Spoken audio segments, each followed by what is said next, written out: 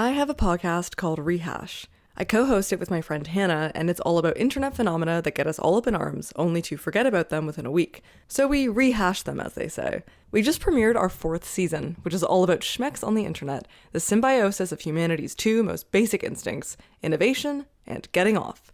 We cover everything from Pim and Tommy to Tumblr to Fosta Sesta. Go check it out.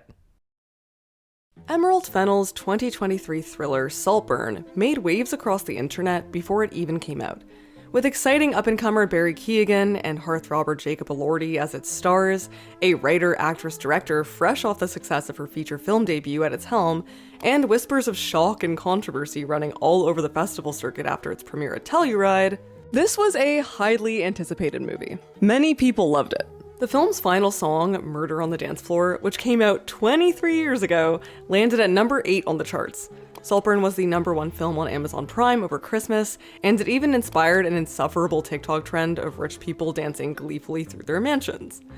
But as Alonso Durald pointed out in his review of Saltburn, by the end of it, I just felt like I've seen this movie before. What that movie is exactly differs from person to person. Some have said Saltburn is similar to Brideshead Revisited, an early 80s British miniseries based on the novel of the same name by Evelyn Waugh about a middle-class Oxford student who spends his summer holiday at the home of a wealthy classmate.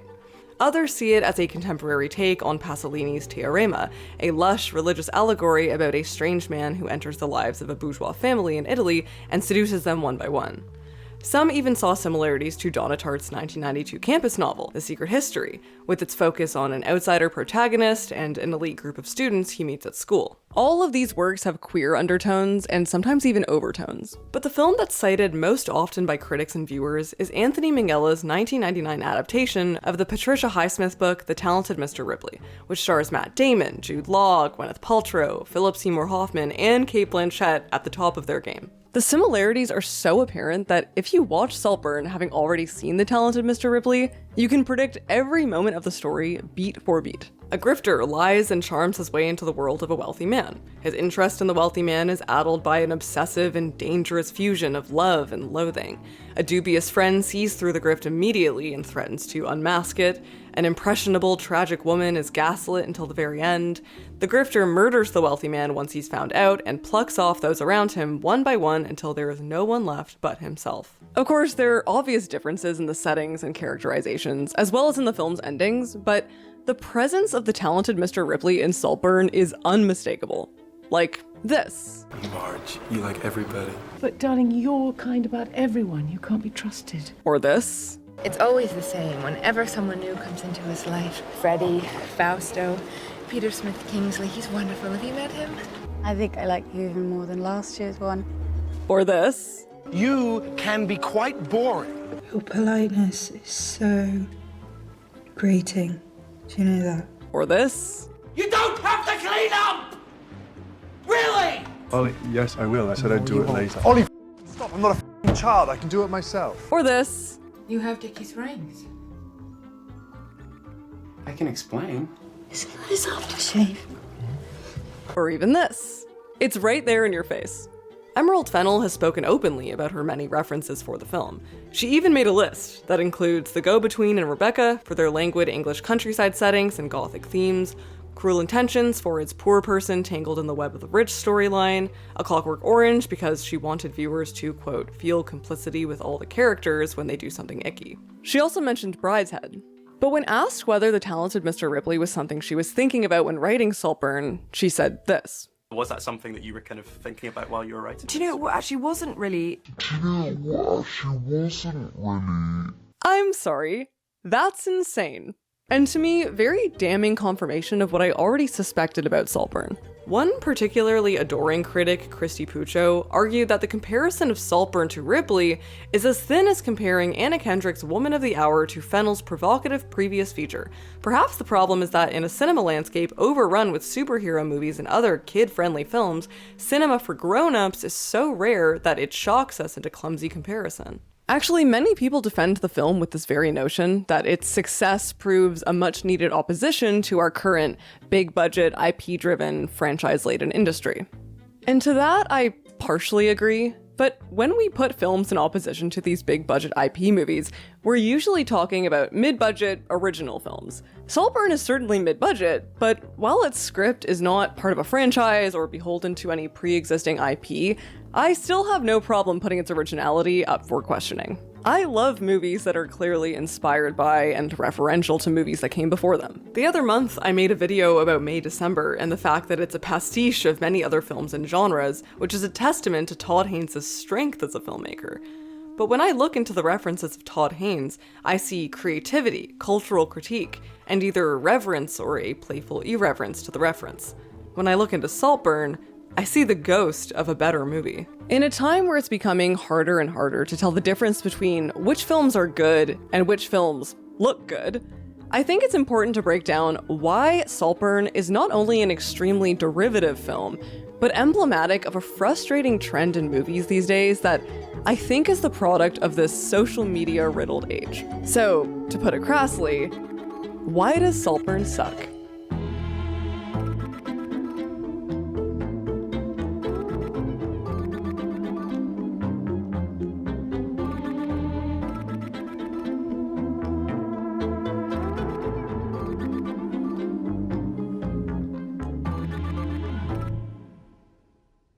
Why is it that when men play, they always play at killing each other? The two major themes of both Saltburn and The Talented Mr. Ripley are class and identity, and the ways that they often overlap. So let's start with Ripley. The film is about a young man named Tom Ripley who is sent to Italy by a wealthy shipping magnate named Herbert Greenleaf to persuade his philandering son Dickie to come back home. Dickie is on vacation in a fictional seaside town called Mongebello with his girlfriend Marge, and Tom manages to lie his way into their lives, gaining their trust and becoming a close friend. That is, until Dickie's equally wealthy friend Freddie arrives, who sees right through Tom. Now with a distraction from Tom, Dickie also starts to see through him.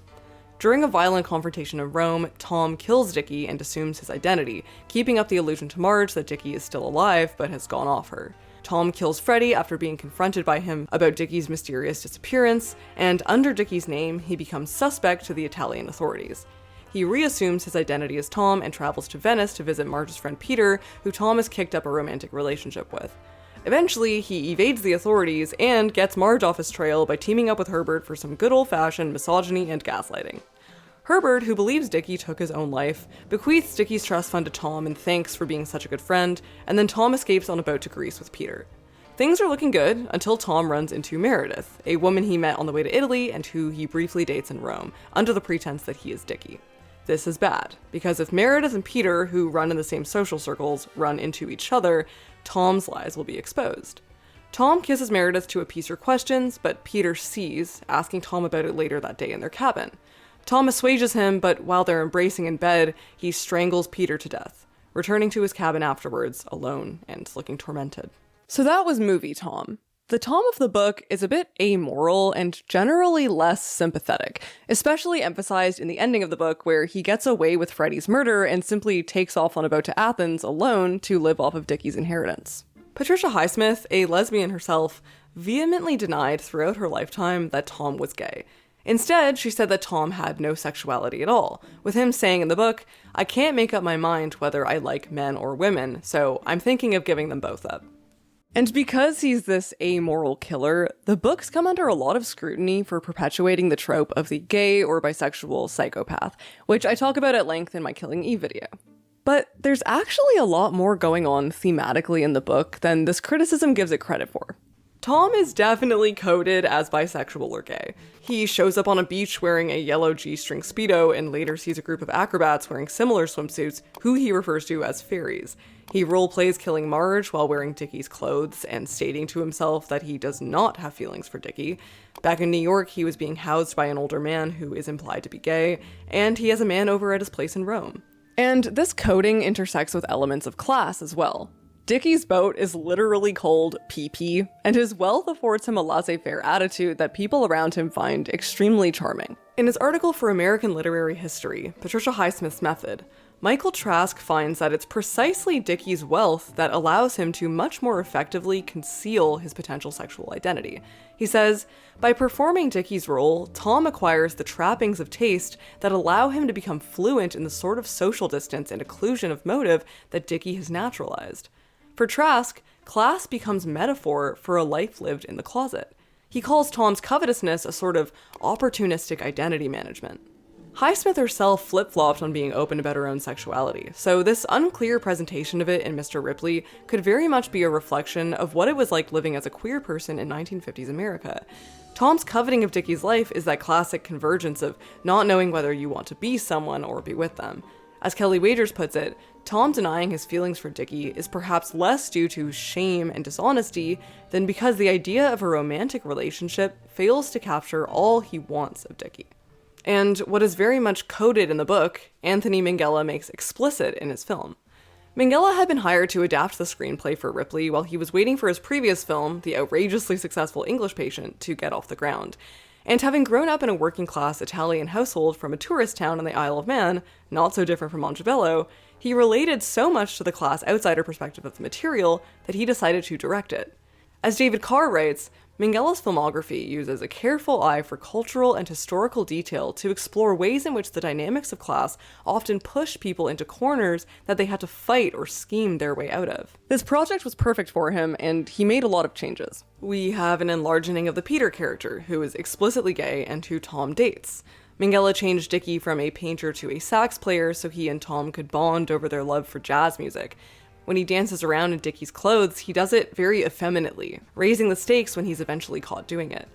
In their confrontation, Tom says this: I've been absolutely honest with you about my feelings. That evening, when we played chess, for instance, it was obvious. What evening? Oh, sure, no, it's too dangerous for you to take on. And the confrontation comes out of Tom learning that Dickie intends to marry Marge. Minghella moved the time period up from the early 50s to the late 50s to mimic one of his inspirations, La Dolce Vita, and the sexually liberated post-war boom that took place in Rome at that time. And he studied memoirs from gay and bisexual writers of the 60s to get a sense of the American gay milieu from the time. And this was all very lucky, because he got Matt Damon to sign on to this riskier role for a Hollywood heartthrob before Good Will Hunting, the film that launched Damon's career, came out. Same goes for Gwyneth Paltrow and Cate Blanchett. And it was certainly a risk. There were quite a few reviewers who didn't take well to the changes. Peter Bradshaw for The Guardian called it a dismayingly unthrilling thriller and bafflingly unconvincing character study. Janet Maslin of the New York Times did not like the inclusion of Peter at the end and said, "These concluding events are far less meaningful than the ones that sent Tom on his odyssey of self-invention in the first place."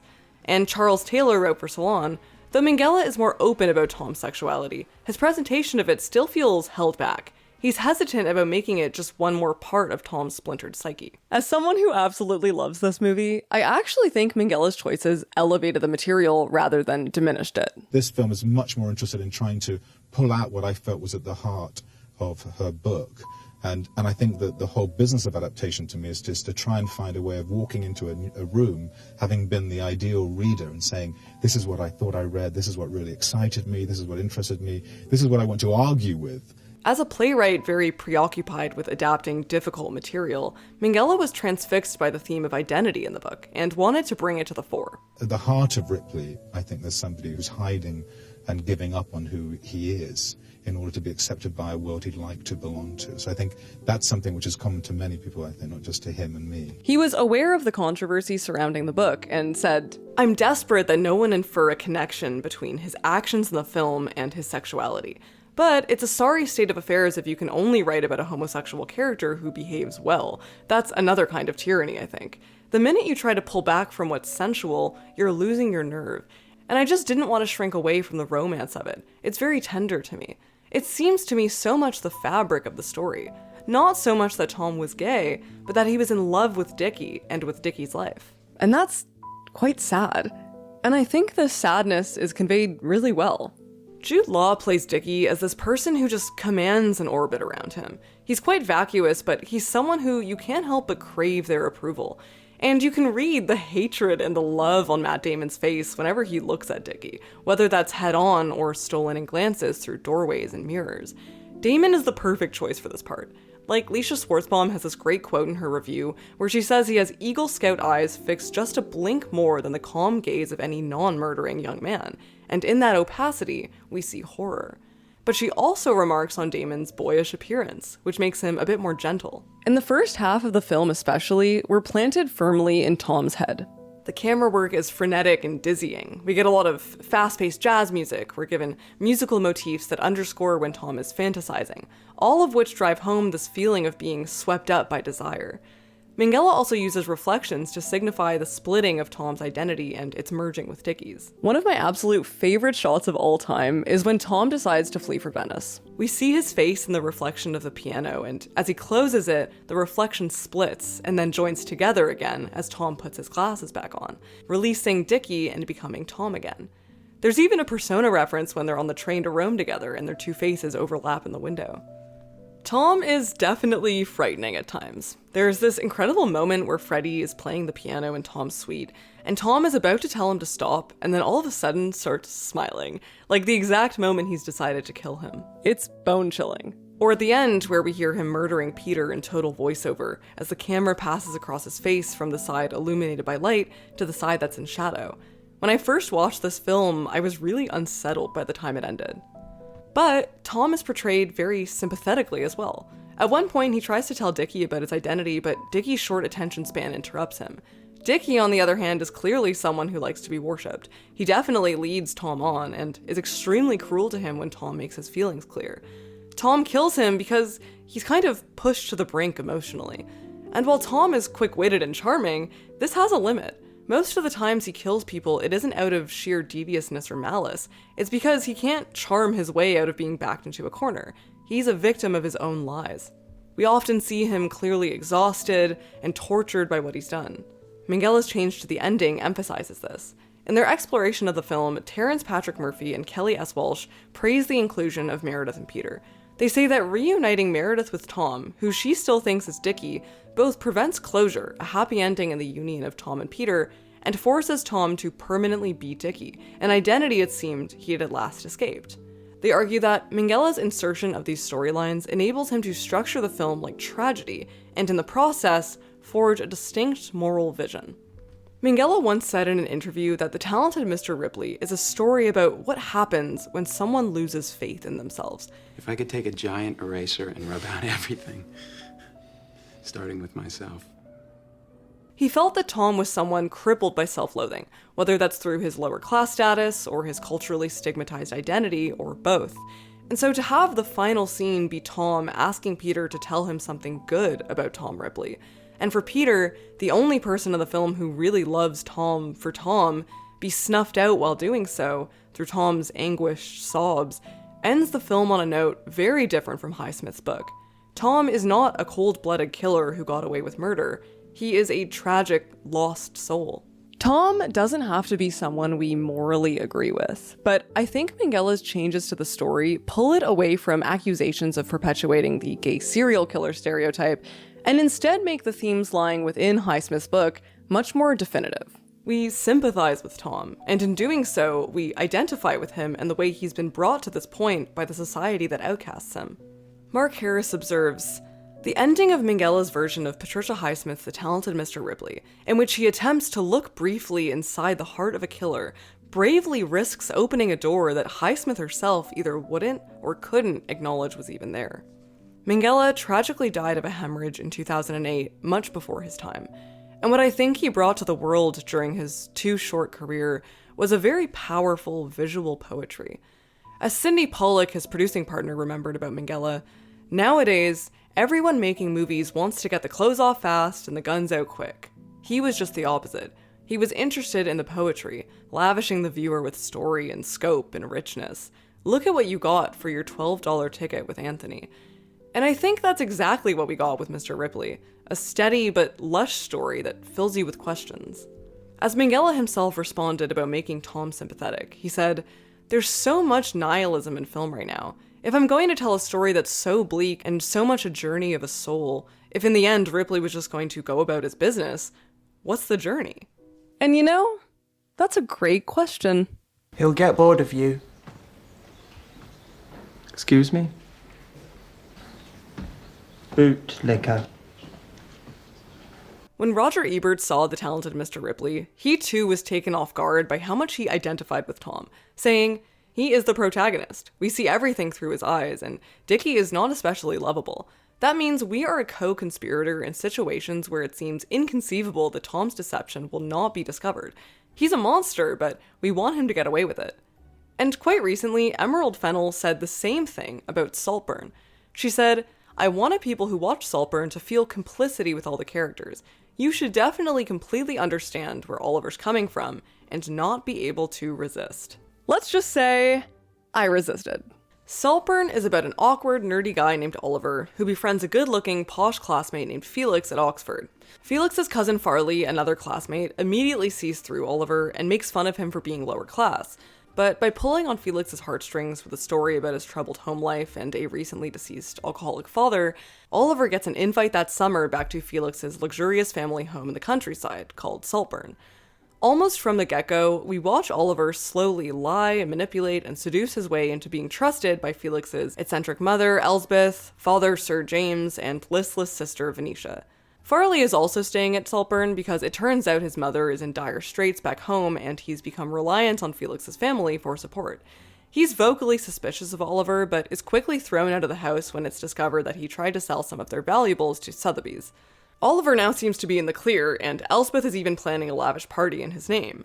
But one day, Felix decides it's time to reunite Oliver with his mother, only to find out that Oliver is not in fact the child of a working-class alcoholic widow, but actually a middle to upper-middle-class kid from the suburbs with 2 loving parents and some siblings. Felix is obviously weirded out and tells Oliver that he has to leave Saltburn after the party that night. The morning after the party, however, Felix's body is discovered in the garden, and the family falls into disrepair. Oliver points blame at Farley, who's been welcomed back, for giving Felix drugs, and Farley is thrown out again. Venetia allegedly takes her own life, and Oliver leaves Saltburn after James bribes him to. Years later, though, Oliver is in a cafe reading that James has died when he runs into Elspeth. Elspeth welcomes him back to Saltburn, but quickly falls ill, and then it's revealed that the framing device of Oliver's narration is actually him talking to a dying Elspeth. This is where he tells us that he planned everything from the beginning, right up until Elspeth dying, so that she would bequeath him all the family's assets, and he would be the sole owner of Saltburn. When asked about Saltburn's themes, Fennell echoed a pretty similar sentiment to Minghella's notion of being on the outside. What our relationship is with the things that we really want, but will never love us back. So, similar to Ripley, we have this idea of alienation coming through the themes of class and identity. Oliver pretends to be poor and kills off an entire family to get their fortune. The film is bookended by a montage of Felix with a voiceover from Oliver saying he loved him. Oliver also, I'll say, romantically desecrates Felix's grave. So I think we can assume that there are some queer undertones here. But let's do some comparisons in how these themes play out in each film. When it comes to class commentary, Saltburn doesn't do a very good job at helping us understand the class dynamics. In The Talented Mr. Ripley, uber-wealthy characters like Dickie and Freddie are kind of awful, philandering and pompous. Dickie impregnates a poor woman from the town and refuses to give her money to support the baby. And when the ambulance takes a long time to retrieve her body after she takes her own life, he then remarks about how Montebello is culturally backwards. On the boat, he calls Tom a third-class mooch and mocks his sexuality. In that scene, Jude Law's beautiful face twists into something really ugly. Dickie's charming, but he sucks. Felix's family, the Cattons, on the other hand, are at worst a bit rude.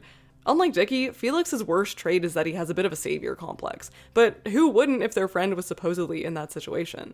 He takes a massive interest in Oliver too, where Dickie was mostly disinterested in Tom outside of Tom's worshipping of him. Fennell tries to drive home Elspeth and Sir James's obliviousness to the lower classes by having them not know where Liverpool is, which I was pretty dubious about, so I called in my friend Drew, this channel's British correspondent, to get his take on it. Hello, I'm Drew. I'm English. You might describe me as posh, but I'm here more importantly to answer Maya's question about would posh people know where Liverpool was? Generally, posh people are from the south of England and don't have much knowledge about the north of England.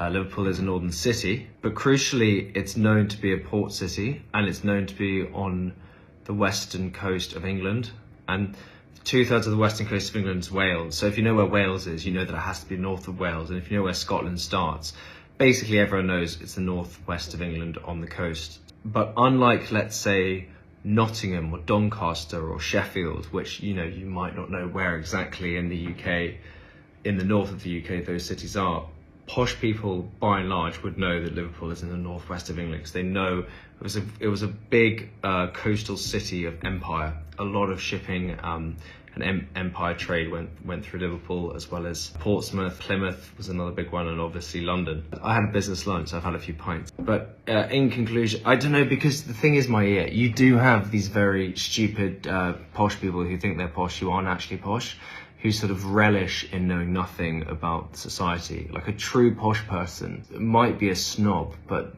they appreciate the history more so than someone who's maybe described as nouveau, who just has a disdain and looks down their nose. Okay, lots of love, miss you loads, bye. Thanks, Drew. I think Fennell was attempting something similar to Get Out by having this eccentric, liberal, landed aristocracy family be the bad guys. But it just doesn't work because they never do anything bad. After a time, you actually start to feel like there are parasites leeching off the Cattons. They're rich and quite useless, but the movie doesn't do much to convince us that they necessarily owe any of the people staying with them anything at all.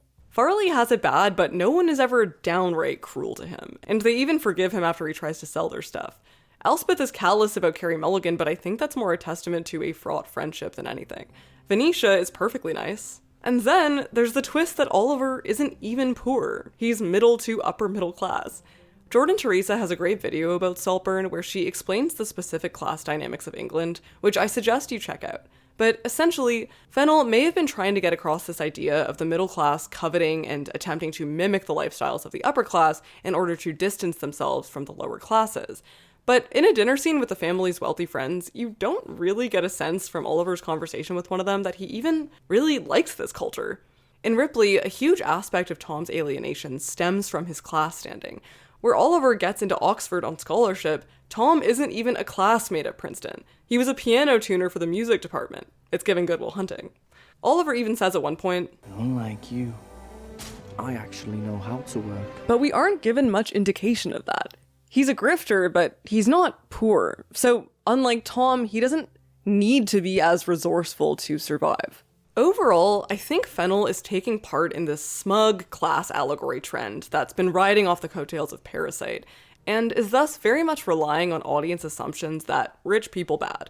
But at least a class allegory like Triangle of Sadness, for example, uses its characters and situations to highlight the intricacies of class disparity, like by having a role reversal once the characters are shipwrecked, where the poor character becomes the leader and the rich characters become followers to show the way skill sets are arbitrarily valued in our society.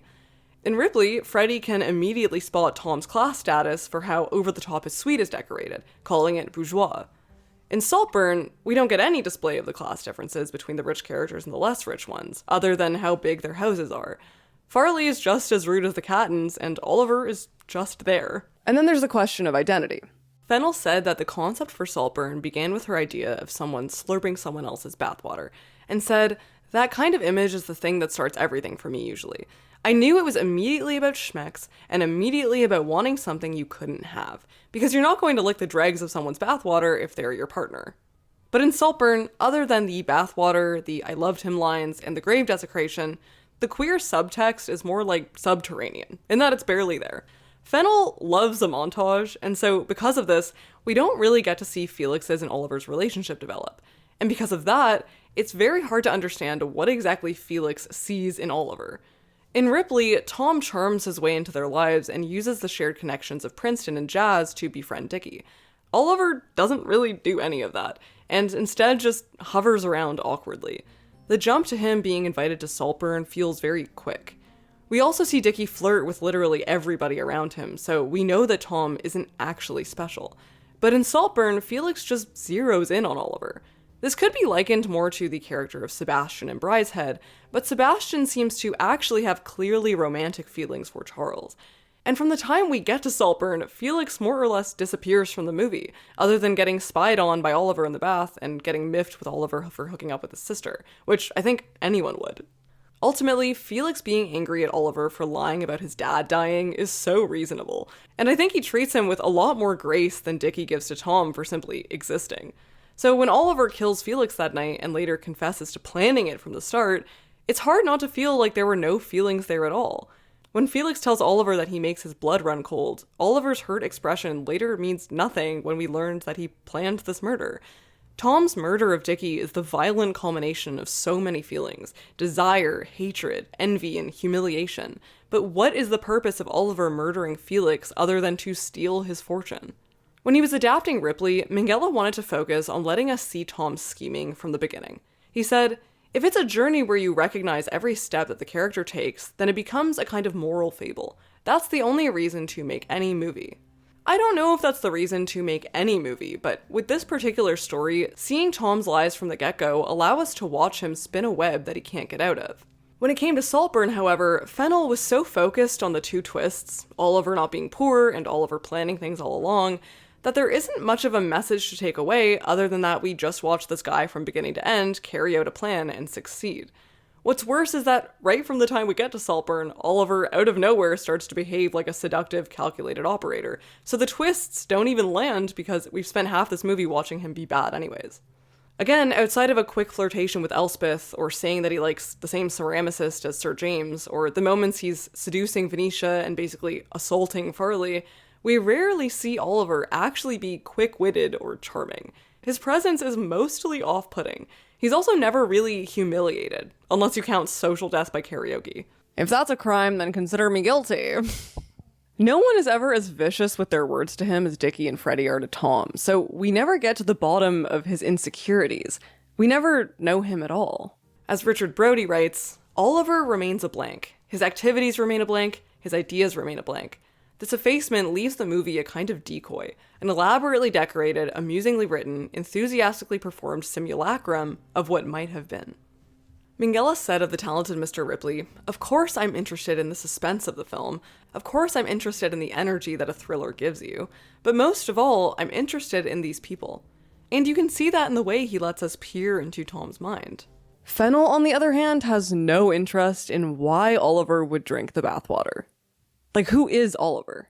He's someone who connives his way into people's lives, uses his sexuality as a weapon, perpetuating a homophobic trope, and kills people out of sheer greed. And that's fine if that was the purpose of Saltburn, which many people seem to be arguing, but I don't think it was. Ultimately, Saltburn is using the exact same narrative structure and themes as Ripley, but what does it say about being in the closet? What does it say about class? Nothing. And I think the main failing of this movie is that Oliver is not a sympathetic character. And that's why I couldn't not resist that ending. I resisted it, because I thought it had zero payoff, and frankly, I thought it was stupid. In his review of Saltburn, which he says is Brideshead for the Incel age, Brody says that there are two movies within Saltburn: the implied film, the film it's trying to be, and the film we got. And he says, the implied film is better than the actual one. And the implied one is the movie I found myself imagining with fascination as Saltburn unspooled. In that version, Oliver is directorially conceived in a way that integrates his exceptional abilities and his exceptional personality. The planning and executions of his schemes are given time and attention, and his hunger to eat the rich is not generic, but arises from a complex inner life that may be as troubling as it is troubled. And Richard Brody, I have some news for you. That implied film is the talented Mr. Ripley. You know what? She wasn't really... So while Saltburn may have been fun for a lot of people, it's a deeply unoriginal film. A vapid amalgam of every image, line, and cinematic cliche you've ever seen online. At close glance, you ask yourself, wait, didn't I just see these bisexual lighting party scenes in Euphoria? That conjoined bathroom ripe for tension and Call Me By Your Name? Those angel wings 1,000 times in reblogged stills of Baz Luhrmann's Romeo and Juliet on Tumblr? Even the scene where Felix's father is saying, "Just need to get him warmed up. Felix, darling, where's your jumper? Where's your jumper?" made my eye twitch because, why? Oh yeah! And where is his glasses? He can't see without his glasses. It's not that filmmakers can't reference other films and shows. It's just that these references are tired, lifted from films that are already so popular, already quoted often in everyday life, cycled for years through the Tumblr and Instagram circuits, that seeing them in a new film touted by so many as groundbreaking just feels lazy, and ultimately meaningless. Even the choice to set Saltburn in the year 2006 seems to have no purpose other than an aesthetic one, other than to point to the ugly headbands and layers, Felix's eyebrow piercing, super bad on the TV, which, by the way, would only have come out in theaters about a month or two after it's shown in the film, or the presence of a Harry Potter book, and say, hey, remember this? Fennell said in an interview that this choice was meant to humanize the characters and make them more down-to-earth, but for a movie about the out-of-touch rich, I'm just not buying it. I think she said it in 2006 so we could get that MGMT montage. Saltburn's twist ending is not only obvious, it also misrepresents the themes of the films it's attempting to reference, or in the case of Ripley, rip off. Ingrid Goes West is a film that also works within the Ripley tradition of doppelgangers, envy, and persona, and has a very similar plot, but it transforms the genre by using its themes to explore something fresh. In this case, the dilemma of coveting the lifestyles carefully constructed for us on social media. Saltburn, on the other hand, is a spawn of the social media age. It's filled with trendy imagery and references that are made to pollinate social media boards rather than serve the story it's trying to tell. People have likened Emerald Fennell to Sam Levinson, which I think is a great comparison since both filmmakers seem unable to imbue their talent for visuals with any real language. Their shots are beautiful but empty and derivative. And worse, their work bombards us with visual stimuli and shocking subject matter in a way that depressingly reflects the time we're living in. In an article about Euphoria, scholar Anne Pukmara posits that the aesthetics and pace of Euphoria mimic the contemporary engagement with social media and digital representations, the virtualization of reality, and instant communication that characterize the contemporary world of Snapchat messages, Instagram stories, or TikTok videos. She finds that, despite all the entertainment at their disposal, millennials and Gen Z are more bored than any generation before them, exactly because of this entertainment. For her, Euphoria is stuffed full of visual stimuli and jumps from one shocking scene to the next at breakneck speed in a way that attempts to satiate its viewers, who are inundated with so many distractions on a daily basis that this is kind of like a misguided way to stand out from the crowd. I think something similar can be said for Saltburn. Fennell's last film, Promising Young Woman, came under scrutiny back in 2020 for a jarring surprise ending that, for a lot of people, undermined the entire message of the film and misunderstood the genre it claimed to be subverting.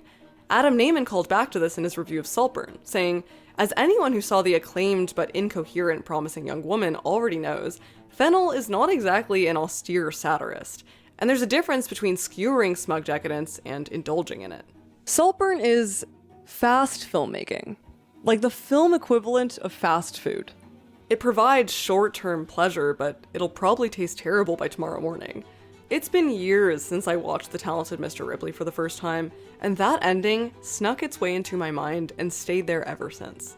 Same as other shows and films that take care to let their themes unfold slowly, and have enough faith in their material to not be concerned about audiences getting bored. But as my friend Nick put it, Emerald Fennell put the cart before the horse, and jumped at the chance to have her viral moment. She got it, but I'll put money on it now that in a couple years, Saltburn will be old news.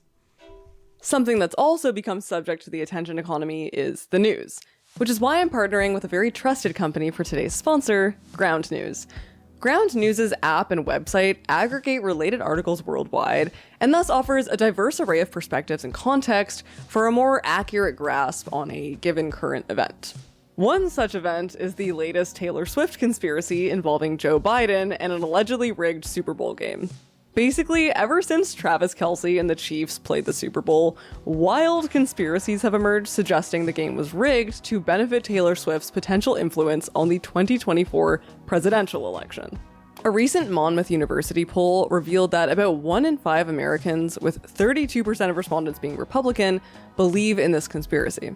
This overview is based on the original study and over 120 articles found by Ground News, mainly from left and center-leaning sources, and they're categorized by political leaning with tabs highlighting reliability and ownership to help identify potential bias.